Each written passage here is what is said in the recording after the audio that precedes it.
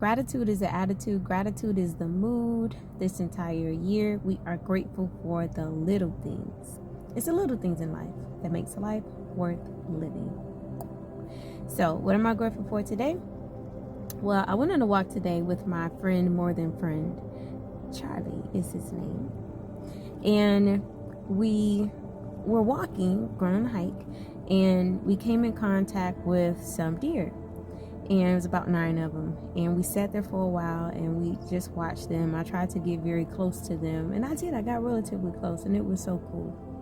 And as we were looking at the deer, a blue heron flew over us, and I got even more excited. That blue heron is a very powerful, majestical being. I love them. So, whatever, we leave. And I'm on my own, and I'm reflecting on my day, finding gratitude at the end of my day. And in the midst of me finding gratitude, I got really pissed off. Let me tell you, I got so angry because of several reasons. Number one, I don't feel like we as a human, as individuals, I don't feel like we take enough time to actually do things that make us happy, and nor do we do things intentionally to make other people happy, to brighten up other people's day. For example, if you are a chef, just cooking for somebody, cooking for your friend to brighten up their day with no strings attached, like that's just a beautiful thing to do. If you have the ability to make people laugh, calling people, cracking a joke or whatever, and doing it just because. So, my mind was noting how, we just don't do that enough. We don't share the best parts of us. We oftentimes share the worst parts of who we are with other beings or whatever. So then I am continuing to think about this, and I remembered a couple of months ago, I did a video about 14% of Americans are happy, only 14%, which means 76% of Americans are unhappy. Which means when you go to the grocery store, 9 times out of 10, you're standing next to somebody who is unhappy. When you go to the gym, 9 times out of 10, you are standing next to somebody that is unhappy. 9 times out of 10, when you lay in bed, you are laying next to somebody who is unhappy, or even both of y'all are unhappy. So that's alarming. That's alarming. Being a human, that's alarming.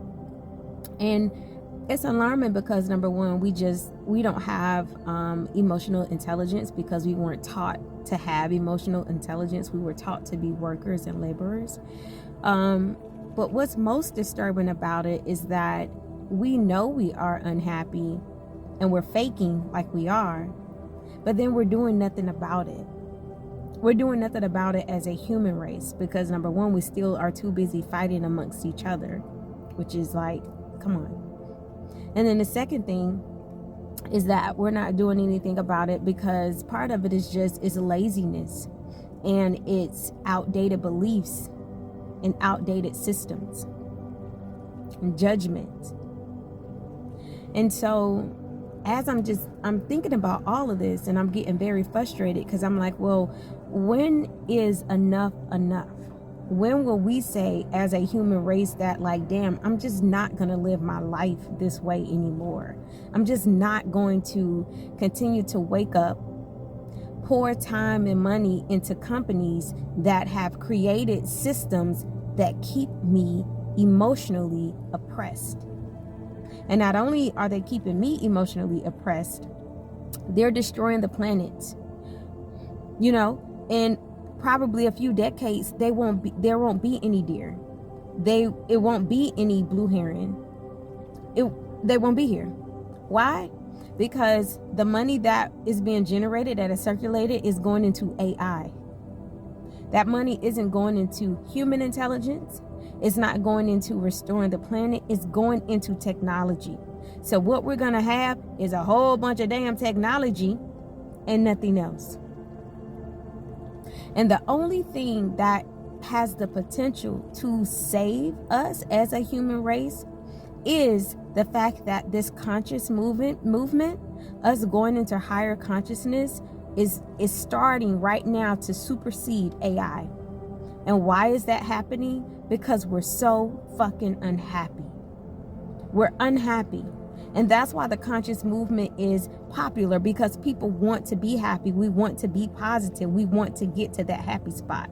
But again, it falls back on us because we're continuing, number one, to label the conscious community. And some of it does need some labeling. It does. Not complex. But we're labeling the conscious community. One of the biggest labels, that is the devil or is the demon. But we'll go back to that in a second. But the second thing we're doing is we're continuing to pump money into companies that are the actual devils. So let's think about it.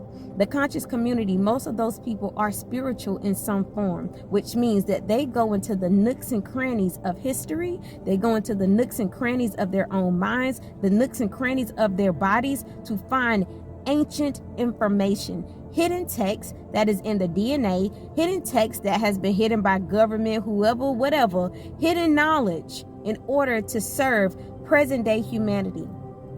But those people are demonized. We are called, again, demons. We're called witches. We're called warlocks. We're called all of these names, all of these labels. But in all actuality, the companies that are stealing, killing, and destroying you and your lineage, you're pumping your money into it. Big Pharma. How many of y'all on prescription medicine? Raise your hand. Not I. The food you're eating. So again, it's like, human family, when is it going to be enough? When are we finally going to say, you know what, no more, I'm tired of living this life, I'm tired of living this way, I'm tired of being unhappy?